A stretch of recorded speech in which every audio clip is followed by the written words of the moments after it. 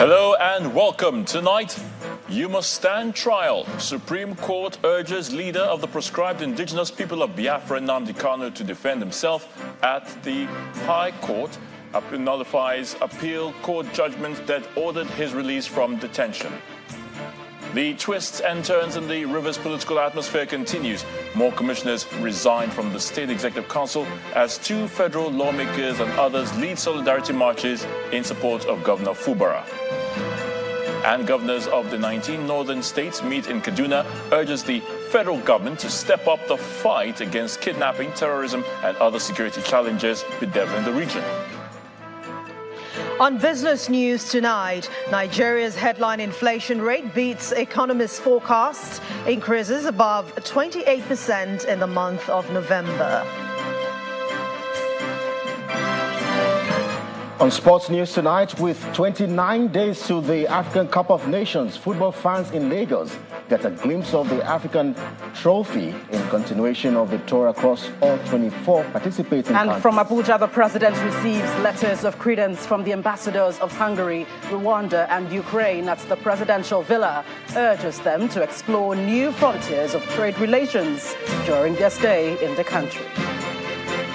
And in international news from London, Hungary has blocked €50 billion in EU aid for Ukraine just hours after an agreement was reached on starting membership talks.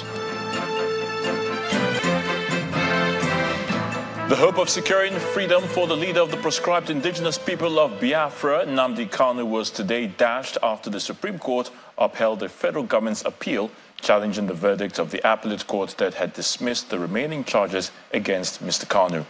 In the unanimous judgment prepared by Justice Garba Mohammed, but read by Justice Emmanuel Agim, the 5-member panel of justices held that the federal government acted irresponsibly when it forcefully brought Nnamdi Kanu back to the country from Kenya against all known laws. However, the apex court maintained that this was not enough to divest the trial court of its jurisdiction to continue with the case. Our judiciary correspondent, Emanuela Ekele, reports. The leader of the indigenous people of Biafra, Nnamdi Kanu, will have to stay in detention at the Department of State of Services, DSS, for a while, as the Supreme Court of Nigeria has ordered that he answers to the 7-count charge against him before Justice Binta Nyako at the Federal High Court, Abuja. Mr. Kanu was first arrested by security agencies in Lagos on October 14, 2015, and has been in detention since June 29, 2021. He was arraigned before the Federal High Court in Abuja on a 4-count charge bordering on treasonable felony, conspiracy to commit treasonable felony, terrorism, illegal importation of radio equipment, and defamation of former President Muhammadu Buhari. The charges were later amended to a 15-count charge on terrorism and membership of a proscribed group.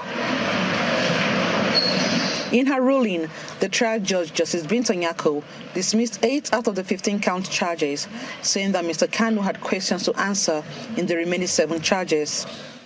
Dissatisfied with the ruling, Mr. Kanu appealed to the Court of Appeal. The appellate court dismissed the remaining charges and ordered that Mr. Kanu be released. In a twist, the appellate court granted a stay of execution of its judgment after the federal government had told the court that they were appealing to the Supreme Court. In its judgment, the Supreme Court held that no legislation in the country stripped the trial court of the jurisdiction to go ahead with Kanu's case, despite the illegal action that the federal government took against him. The apex court also berated the trial court for revoking Kanu's bail after he escaped to save his life, following the invasion of his home by security agents. We had hoped that it would come our way, but it has gone the other way. It simply means that we have to go back to the High Court and get done with this quickly. We still have hope. We're not in despair. This is victory to our administration of criminal justice, because it shows that once you are an accused person, once you are a defendant, no matter what excuse you want to bring to hide under the law to say that you should not be tried, the Supreme Court have expressly, unequivocally stated clearly that we don't have the legislation that will vitiate the court from trying a defendant that has committed a crime. you must be tried for every offense you have committed. With this development, the trial of Nnamdi Kanu at the Federal High Court, Abuja, will resume at a date that will be communicated to other parties involved. Emanuela Ekele, Channels Television News. Meanwhile, reactions have begun trailing today's Supreme Court order on Nnamdi Kanu, and the governor of Anambra State, Professor Chukwuma Soludo, is one of the first to speak out on the matter. He says, as a politician and citizen that respects the rule of law, he cannot question or argue over the pronouncement of the court as it is final. He, however, draws attention to what he terms the complicated nature of the IPOB issue and notes that aside from the judicial process, finding a political solution is something that should be explored. The Supreme Court, in its wisdom and judgment, considered that he should go for a fresh trial. We can only say, we don't question that, we don't challenge that, we'll just say the rule of law will prevail. And I think that will go through its judicial process. For me personally, and as everyone knows, that I've been aware of the judicial process. But in spite of that, I have persistently and consistently called for a political solution to this issue. I wrote to the former president and copied it to the incumbent president when he was president-elect. And I made very strenuous arguments calling for his release. And in the worst-case scenario, I offered that he could be released to me, and we will provide shelter for him and provide him on request. And because I want us to change gear in terms of the conversation about the Southeast. You can't do the same thing over and over and expect a different result. We really need to come down to a round table and with all the critical stakeholders, including himself, to even interrogate what this whole thing is all about.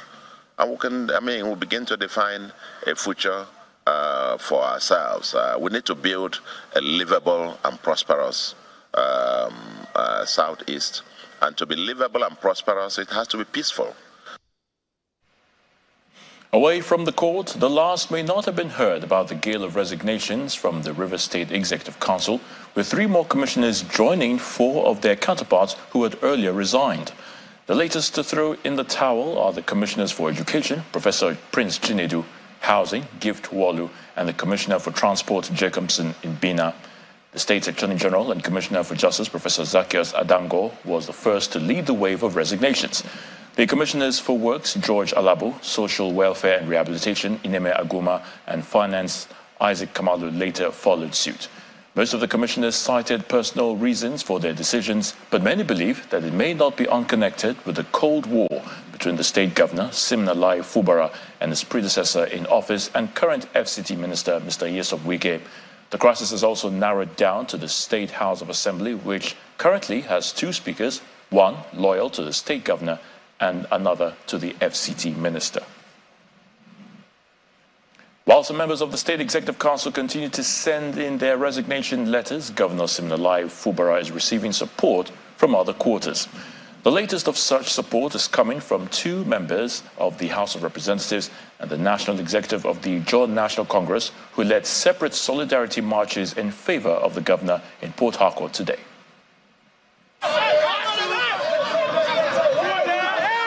From one event to the other, the current political tension in Rivers State, the second most escalated since the 2013 free-for-all in the State House of Assembly, is likely not to abate anytime soon. Less than 2 months, the 32-member House of Assembly is divided against itself, and parts of its complex completely in rubble. Defections and solidarity rallies are now the order of the day. And the most recent is this march by 2 members of the House of Representatives and supporters in solidarity with Governor Siminalayi Fubara. If you go through the history of Rivers State, if you go through the history of the evolution and the abolition of slavery worldwide, you will hear names from Rivers State. We are not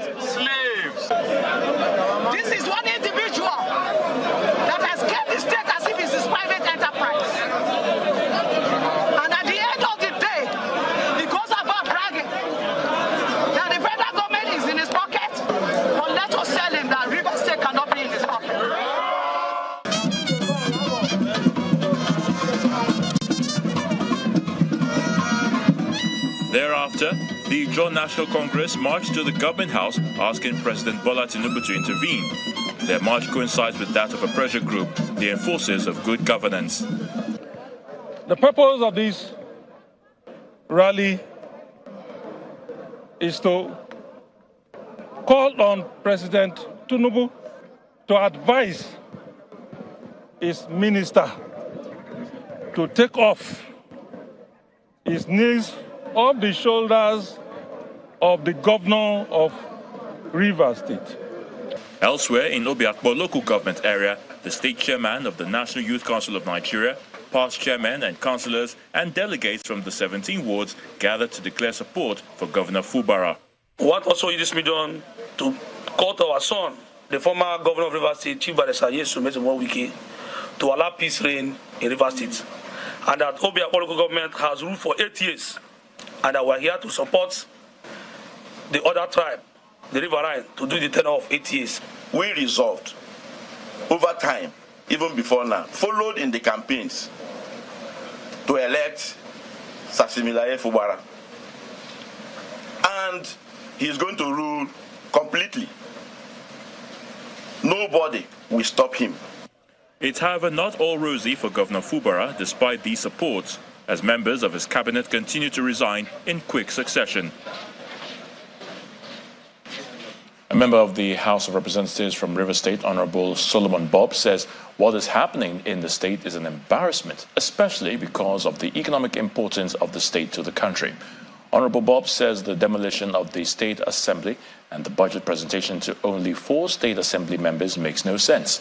The federal lawmaker is appealing to Governor Siminalayi Fubara to step back and rethink his actions for the benefit of the state. I never imagined, even in my wildest dreams, that we'll come to a point, given Rivers State's stature and prominence and strategic importance in this country, we are second only to Lagos in terms of economic viability. Rivers State is not a heirloom of any ethnic group. Like I said, it's a tapestry of cultures, and it can never be the heirloom of any ethnic group. And the governor has to get up, understand this, and rein in persons who want to cast him as a tribal character.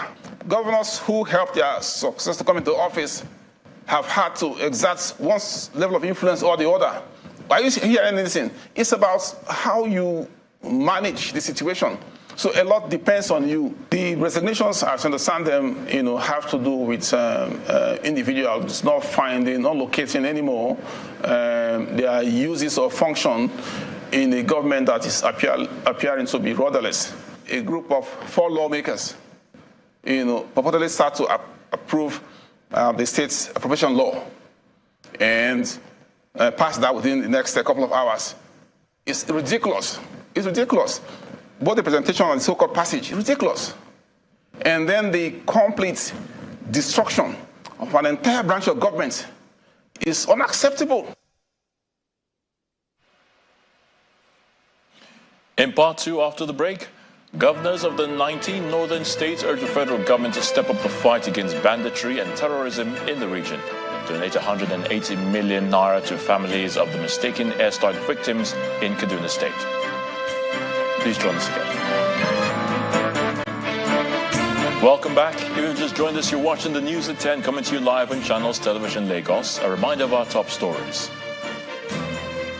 You must stand trial. Supreme Court orders leader of the proscribed indigenous people of Biafra, Nnamdi Kanu, to defend himself at the High Court, nullifies appeal court judgments that ordered his release from detention.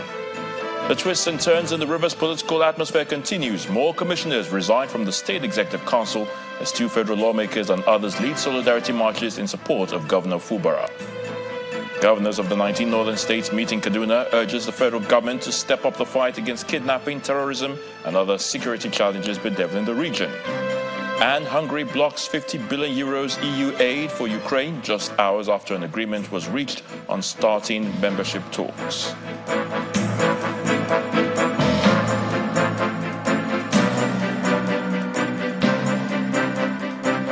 In other stories, the governors of the 19 northern states are asking the federal government to redouble its efforts in tackling the menace of banditry, kidnapping, terrorism, and other security challenges bedeviling the region.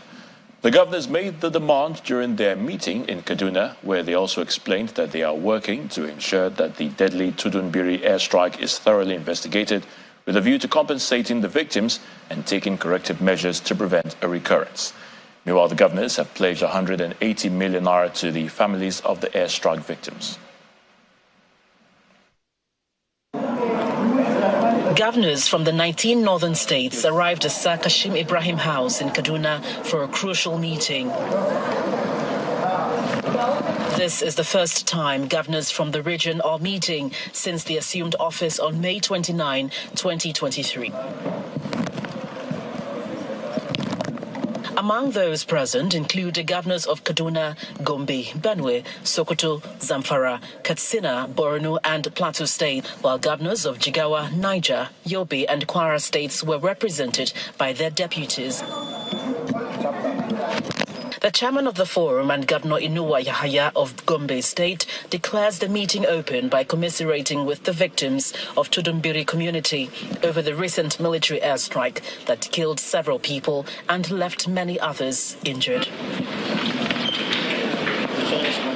Two issues stand out in his opening speech: the state of insecurity in northern Nigeria, as well as the Kaduna accidental bombing in Tudunbiri community.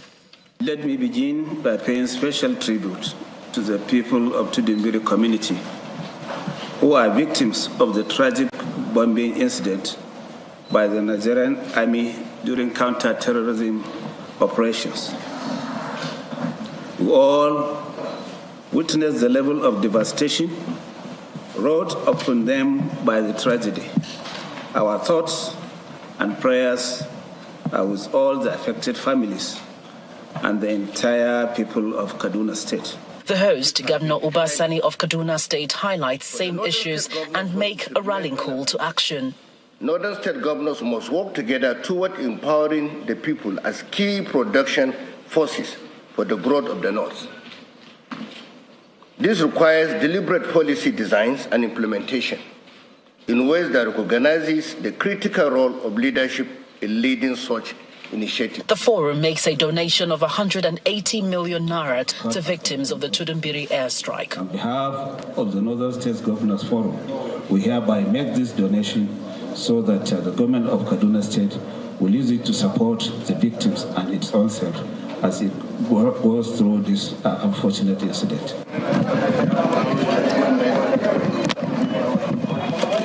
They also visited the victims at the Barao Diko Teaching Hospital. They are responding to treatment, and we are happy that the Kaduna State government has taken the steps necessary to give them first aid and to ensure that any medical attention they require is being given to them. The northern governors resolved to stand united in their commitment to addressing security and other socio-economic challenges confronting the region through enhanced collaboration with security agencies, strengthening local law enforcement, community engagement, adoption of modern technology and administrative reforms, as well as addressing the root cause of insecurity, such as poverty, unemployment, and deepening socio-inequality. Meanwhile, the Chief of Defense Staff, General Christopher Musa, is asking Nigerians to support the nation's troops and stop demoralizing, explaining that the military makes no profit in the war against insecurity. The defense chief stated this in Abuja, where he noted that he has nightmares thinking about the military personnel being lost in the war against insurgency.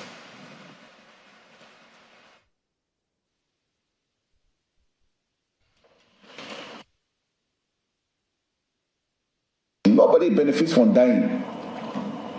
I'm losing men every day and I have nightmares. When I close my eyes, I know that I've lost my officers, I've lost my soldiers. To go home and talk to them, the worst thing for every commander is when you want to go and explain to the families of the commander that they've lost their breadwinner. It is the worst thing that happens to a commander. So when I hear people talk as if these human beings, their lives don't matter, it really affects us a lot. And that's why we're appealing to Nigerians that please consider that these troops that are sacrificing themselves are also dying. They have families, they have children that also are looking forward to seeing them, and they can never see them anymore. They have lost them forever. And like we said, we're dealing with machines, make mistakes. The weather sometimes affects our operations that we do not have control over. and then human error, because we're human beings. So we cannot rule all these things out, but it will never be a deliberate thing for a military man to stand up and aim at a group of people and kill them. It will never happen. It has never happened. We'll never do that. The officers that committed this offense, we don't want to say anything now since there will be an investigation. And we know our procedures. If they are found guilty, there will be punishment. And I can assure you that we're going to be transparent about it. The members of the committee, I'm sure they will not even be members of serving armed forces. So that we can have that fairness in the purpose. So let's await to do that. We now head to the nation's capital, where Gloria Umezoke is standing by to give us the very latest from our Abuja studios. Gloria, over to you. Great to see you. Thank God it's Friday. Thank God it's Friday. Many thanks, Ayo. We begin with the president, who does not seem to be sparing any effort in his quest for foreign investment in the country, which is why he's promising diligent and predictable fund repatriation and the streamlining of the tax system in Nigeria. President Bola Tinubu made this pledge after receiving letters of credence from the ambassadors of Hungary, Rwanda and Ukraine at the presidential villa. He also urged the envoys to prioritize the exploration of new frontiers of trade relations in the country. Our State House correspondent Larry Lasisi reports on this and other activities of the president today.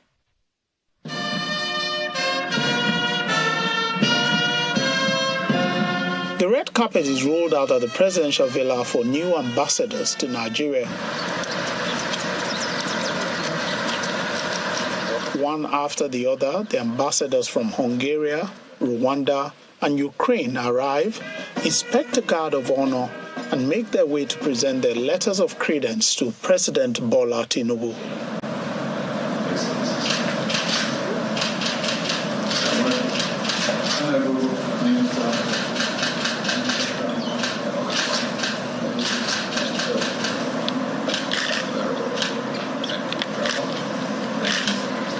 The president assured them of diligent and predictable fund repatriation in Nigeria while asking them to prioritize the exploration of new frontiers of trade relations that will be mutually beneficial as they carry out their duties in the country. Well, of course, you know the president, what he wants is... The president also met with the chairman of the Senate and House of Representatives Committee on Foreign Affairs. For a while now, obsolete, there hasn't been any major review in foreign policies. The time has come now to take the bold step towards looking at some of our foreign policies, to have them in line with best practices and to international standards. So yes, I believe going forward, we're going to be working very hard with the executive arm to look at all our previous agreements and treaties or what have you, to see those ones that need to be amended or those ones that need to be implemented. I also had my own chat with him, and particularly on how to ensure that we continue to have peace and harmony in Kano, and also provide some recommendation in that regard. And hopefully, we believe that the burning crisis in Kano, as regard the Kano governorship seat, will be resolved amicably without prejudice to the cases that are in court. They say some changes will soon be made to the nation's foreign policies. From the presidential villa, Lanre Lasisi, Channels Television News. Meanwhile, as part of the president's federal government's resolve to increase exports in the oil and gas industry, it says the sector will be automated to improve processes, particularly regarding export permits. This is according to the Minister of Industry, Trade and Investment, Mrs. Doris Uzoka Anite. She stated this after meeting with major players in the sector and the different government agencies that have a role to play. Players in the oil and gas sector and officials of various government agencies are here for a meeting on the country's export sector. Okay. The meeting is chaired by the Minister of Industry, Trade and Investment, with support from other key agencies like the Central Bank of Nigeria and Nigeria Customs Service. The minister outlines the focus of the meeting. The president declared a state of emergency on revenue, including FX revenue. So we're here to discuss it and agree to understand, and then use the tools that we have to support you and also to enforce compliance where we have to. So that's the reason why we're here. It delayed a bit because I was also up and down traveling. I'm sure a lot of you noticed that I even got to the point of people wondering why I travel a lot. It's because of the state of the country. The president is the chief marketing officer of the country. Wherever he goes, I go with him. As he's speaking to investors, I'm speaking alongside him. I'm picking up whatever he's dropping. That's our job. The meeting then dissolves into a closed session. After the meeting, participants outlined the outcome of their discussion. It was a very fruitful discussion. We resolved a lot of the issues and the obstructions to service delivery in that sector. And we've, at the end of the day, resolved to, one, automate the sector, especially with regard to export permits. We've all agreed to have a single integrated platform across all the ministries to improve the process. And we also discussed on the need to have a backward integration program to support the industrialization in that sector, especially in the area of petrochemical development and refining. In the discussions, we also stressed the need for emphasize the criticality of this sector, particularly concerning central bank in terms of FX inflows. This is the highest inflow source that we have, and there's a need for us to provide that platform for them to be able to bring in those inflows. The minister spoke about export repatriation. That is very critical, and then the backward integration such that it's sustainable. All the issues around delay in the issuance of export permits, repatriations of proceeds and all sorts. So we all agreed to collaborate together to move the country forward, to move the industry forward, so that at the end of the day, this country will be better for all of us to be in. They have also resolved to meet every quarter to ensure they continue to review the process for optimal performance in the sector. Still to come on the news at 10, Nigeria's headline inflation rate beats economists' forecast, soars above 28% in November. That's on Business News. Do join us again.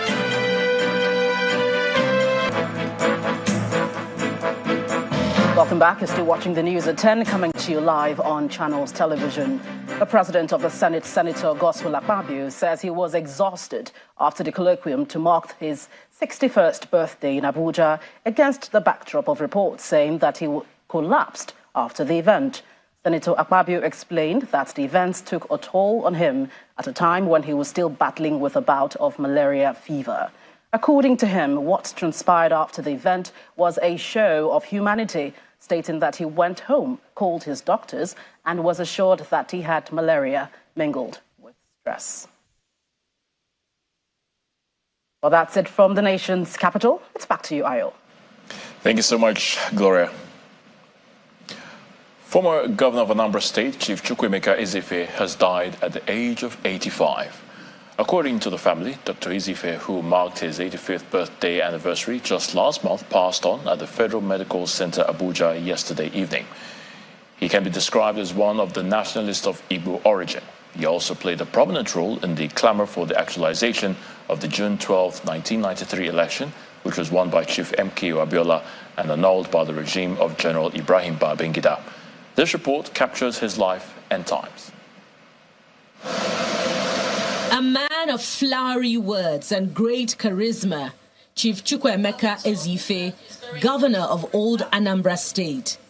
He lived a fulfilling life and displayed tremendous political prowess. He was one of the few who understood Nigerian politics and had his trademark dress style, always clad in white attire and his symbolic elephant tusk. As governor, he believed so much in the principle of true federalism, equity, and rule of law.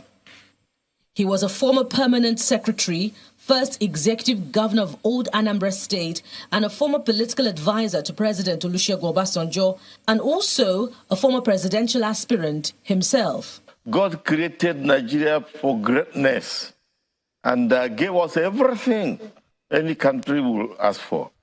But everything is going badly here. Man is messing up God's design for Nigeria.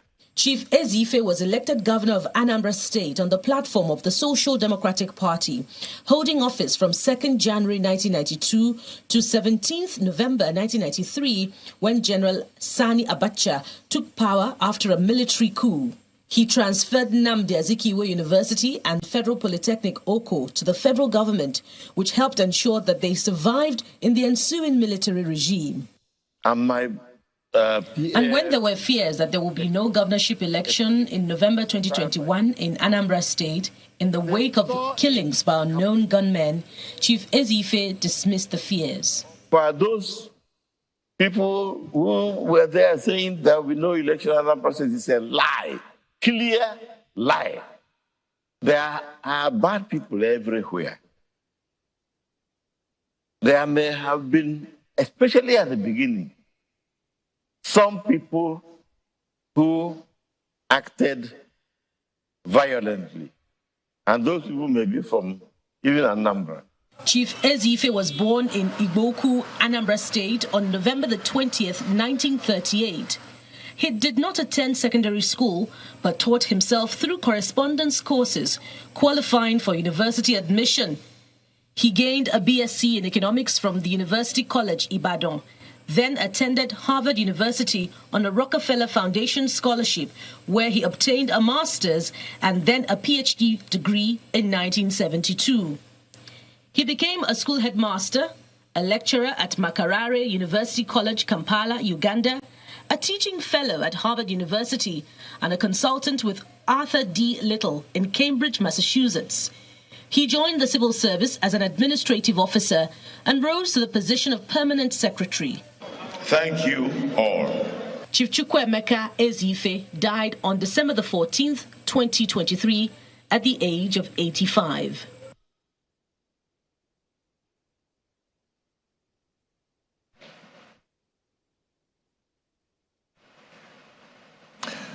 Moving on, policies of government which affect the media space must incorporate modern broadcast realities while ensuring that broadcasters are not shortchanged. This is according to the chairman of Channels Media Group, Dr. John Momo, while delivering a lecture at the 70th birthday celebration of veteran broadcaster Mr. Bisi Olatilo in Abuja. Amidst serenades and the launch of his memoir, Mr. Bisi Olatilo used the occasion to express his gratitude to God and all whom he noted have helped him become the man he is today. Our correspondent, Kayla Megwa, reports that media veterans and other prominent personalities also graced the event.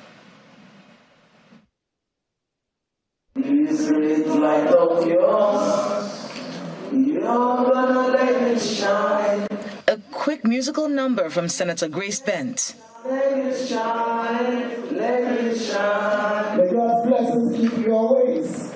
May your wishes all come true. May you have a strong foundation when the waves are changing the ship.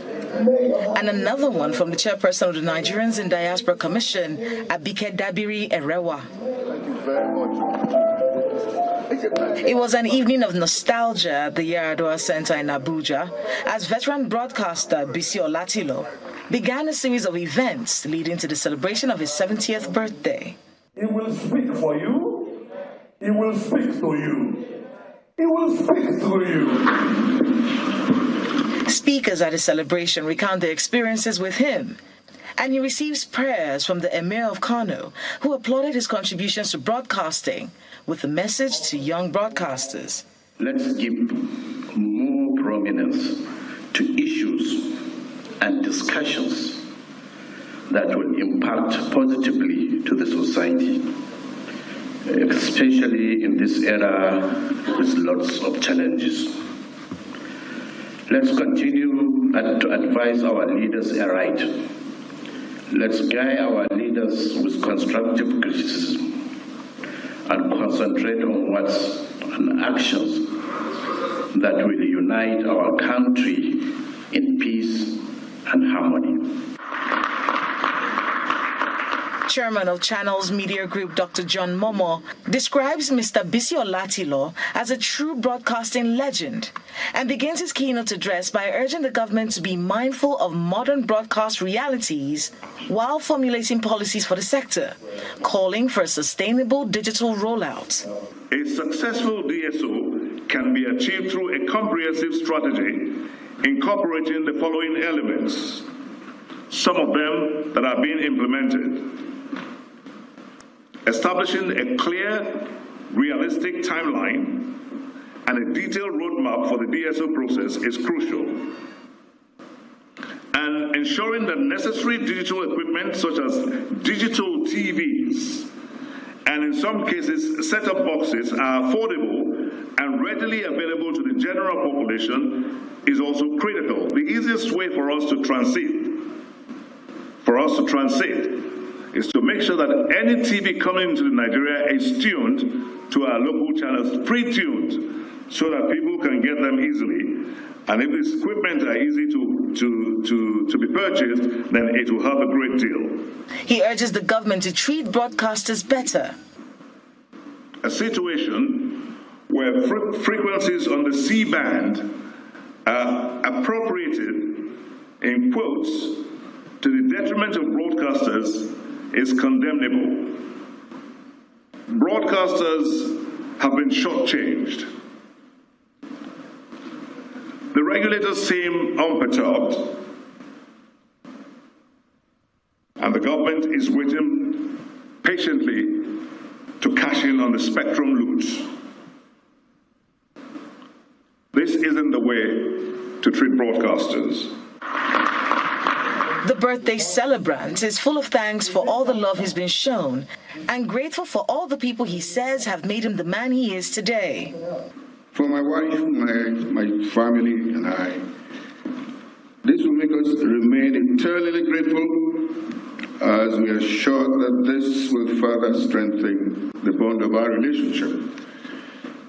Abuja, by the way, was not in the picture for the celebration of my 70th birthday, but for the wisdom of Mr. Yomi Badejo Kusaya, a public relations impresario, who is the chairman of the National Organizing Committee of my birthday, who reasoned that the celebration of this milestone should take a national proportion to honor someone like me who has proudly flown the flag of Nigeria across the length and breadth of Nigeria and even far beyond Nigeria. Mr. Bisi Olatilo's 70th birthday is crowned with the launch of his memoir titled The Art of High Society. Kayla Megwa, Channels Television News. It's now time for some business news with Anne Waldo.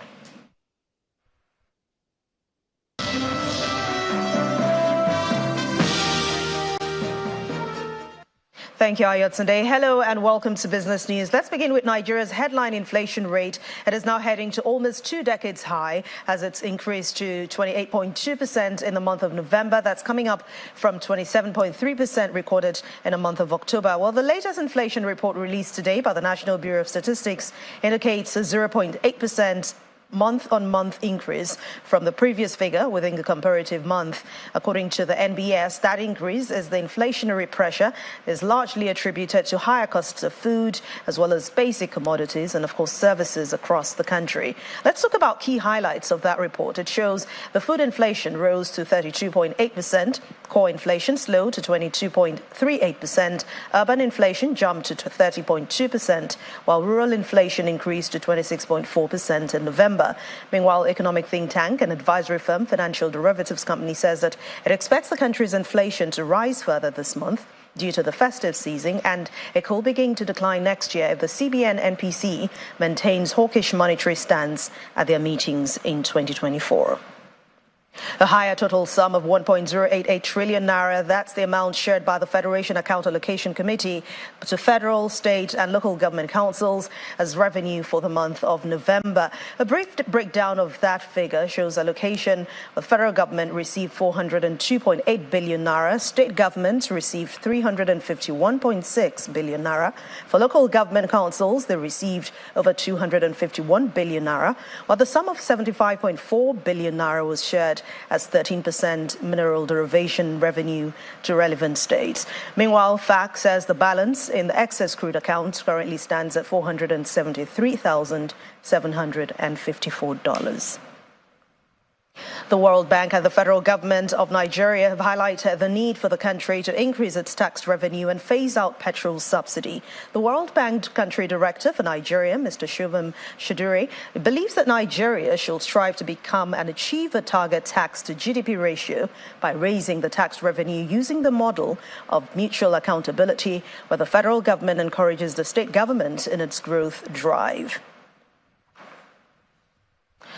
And outside our shores, Russia's central bank has raised its interest rate by 1% to 16%. That rate increase is the fifth in a row since the central bank began its recent cycle of monetary tightening in the month of July, when the rate was at 7.5%. Well, the country's central bank governor, Elvira Nabiluna, says that this is nearing the end of its hiking cycle, but that rate could remain high for as long as necessary as inflation runs close to 8% year on year, well above its 4% target.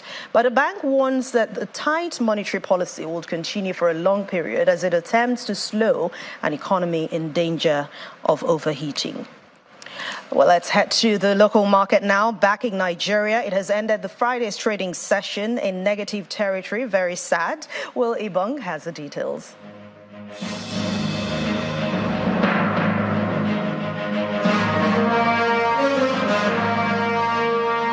Thanks, Anne. It's quite unfortunate, but the market recorded its first pullback today, the final trading day for the week. The all-share index saw that slight 0.09% downtick, much expected. It's like when you keep tugging at a piñata and all of them goodies fall out, at some point, it's going to run out. Now, the banking sector had been given a lot of returns, and now investors want to take profit. You see, the banking index obviously dipped by 0.72% today.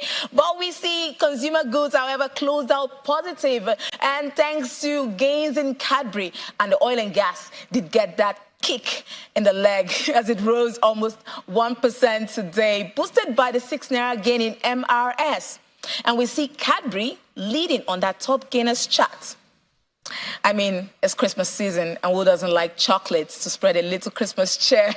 The bear locked out today, but the bull isn't finished yet. Keep watch next week for the penultimate trading session. Willie Bung, signing out.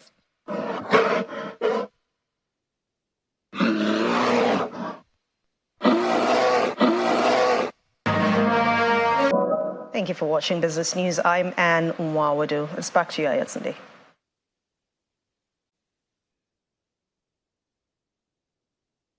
Thank you, Anne. The Israeli military says it mistakenly killed 3 hostages during its campaign in Gaza after misidentifying them as a threat.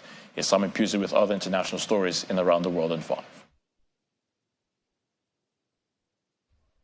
Good evening and welcome to the channel's studios here in London with your international news around the world in 5. Hungary has blocked 50 billion euros in EU aid for Ukraine just hours after an agreement was reached on starting membership talks. Hungarian Prime Minister Viktor Orban said summary of the night shift veto for the extra money to Ukraine. EU leaders said the aid negotiations would resume early next year. Ukraine is critically dependent on the EU and US funding as it continues to fight occupying Russian forces. Hungary, which maintains close ties with Russia, has long opposed membership for Ukraine, but did not veto that move. Good evening, everyone. This is a historic moment, and it shows the credibility of the European Union, the strength of the European Union. We want to support Ukraine. It's a very powerful political signal. It's a very powerful political decision. And today and tonight, I think to the people of Ukraine, we are on their side, and this decision made by the member states is extremely important for the credibility of the European Union. Israel's military says it has recovered the bodies of 2 Israeli soldiers who were taken hostage by Hamas on the 7th of October. Nick Bazer and Ron Sherman were both 19. It comes hours after Israel retrieved the body of hostage Elia Toledano, who was 28 and was taken by Hamas from the Supernova Music Festival. Israel has continued its heavy bombardment of Gaza overnight, with children reportedly among those killed. We can tell you that just in the last 24 hours, we've informed the public of 3 bodies that we returned from Hamas captivity. Corporal Nick Bizer and Sergeant Ron Sherman, who were abducted on October 7th, and Ilia Toledano, aged 28, abducted from the Nova Music Festival.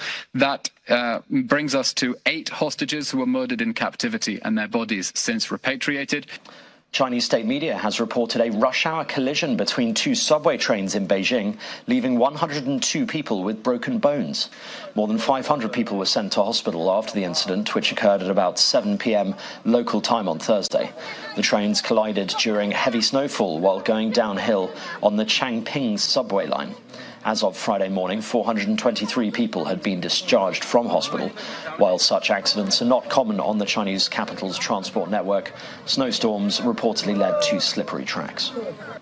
A teenager from Britain who disappeared 6 years ago has been found in southern France, fleeing a spiritualist mountain community, according to a driver who crossed paths with him and informed police. His family has confirmed his identity as Alex Batty, originally from Greater Manchester. Batty, then 11 years old, had disappeared during a trip with his mother and grandfather to Malaga in 2017.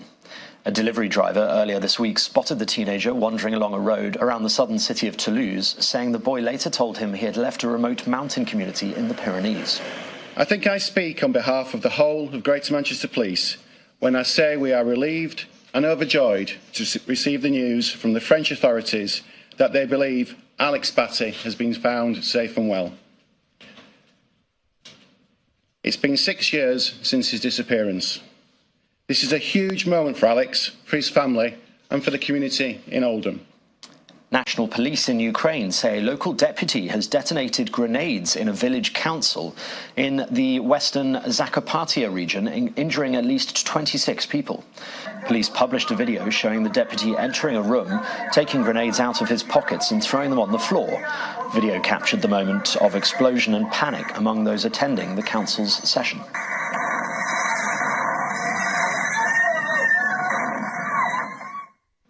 And Britain's King Charles has visited the Royal Courts of Justice in London and met with staff and volunteers at the High Court. Charles heard about the work of voluntary magistrates who have supported the justice system and the outreach work undertaken by diversity and community relations judges and magistrates. The King also met young students engaged in a mock trial inside the court's chambers. Meanwhile, Charles's son, William, the Prince of Wales, donned his Royal Navy uniform at a passing out ceremony for junior naval officers at the Britannia Royal Naval College in Dartmouth. And that's your international news around the world in 5. Now back to the Channel studios in Lagos.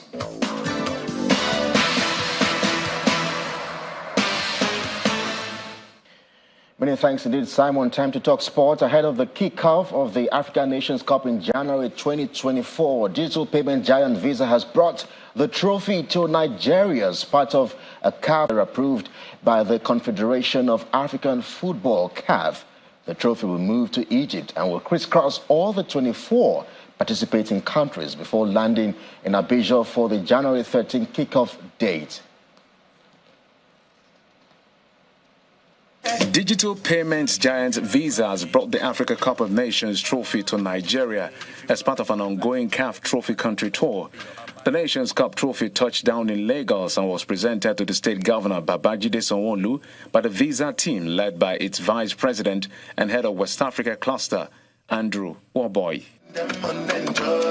Visa also welcomed its partners and lovers of African football in Nigeria to an exclusive viewing of the trophy in Lagos. Guys, are you counting? Are you counting? Are you counting it? Are you counting? Are you counting it? The trophy signifies the ability for people to come together irrespective of the barriers, to bring the spirit of unison. And one of the reasons why we brought it to Lagos is because of, if you look at Lagos, as it's a city where there are multiple people from different diverse backgrounds, and that unison that football brings is personified or exemplified in the AFCON trophy. So we believe that bringing it to Lagos will essentially drive that passion that we're looking to instill with the AFCON tournament. Also on offer to football fans is a lifetime opportunity to watch the tournament live. Visa is actually heavily invested in African football, and to symbolize this, we have a campaign running now where winners from this campaign are going to be going to Cote d'Ivoire to watch the game live in Cote d'Ivoire with Visa. So we have winners that will be emerging from the Nigerian campaign, and they will have the opportunity to watch a game in Cote d'Ivoire live with Visa. At Visa, we recognize the commitment of football, or rather of how Visa is informed to bring you unique experiences. The Cup of Nations, truly memorable for fans everywhere. Please, can we have representatives? And now in the EPL, Manchester United manager Erik ten Hag says he's not concerned about keeping his job despite mounting pressure after a couple of heavy defeats amid one of the team's worst seasons in recent memory. Now, there could be more misery on Sunday when United, who are sixth in the standings, travel to Anfield without injured defender Harry Maguire to play English Premier League leaders Liverpool. Substitute Alex Chalk scored a 78th minute winner as Uruguay Red Diamonds beat Leon 1-0 earlier today to progress to the Club World Cup semi-finals, where they will meet Manchester City. The goal came when Jose Conte played a pass into the area to Chalk, who had only been on the pitch for 5 minutes. And after taking a turf to control with his left foot, shot with his right past the on-rushing goalkeeper Rodolfo Cota. That's Sports News Tonight. I'm Kelly Egiga. It's back to you. Thank you so much, Kelly. And the main news again. The Supreme Court today ordered the leader of the proscribed indigenous people of Biafra, Nnamdi Kanu, to defend himself at the Federal High Court, just as the Apex Court nullified the appeal court judgment that ordered his release from detention. And that's the news at 10 tonight. Many thanks for watching. I'm Ayotunde Balogun. Do have a good night. Have a great night.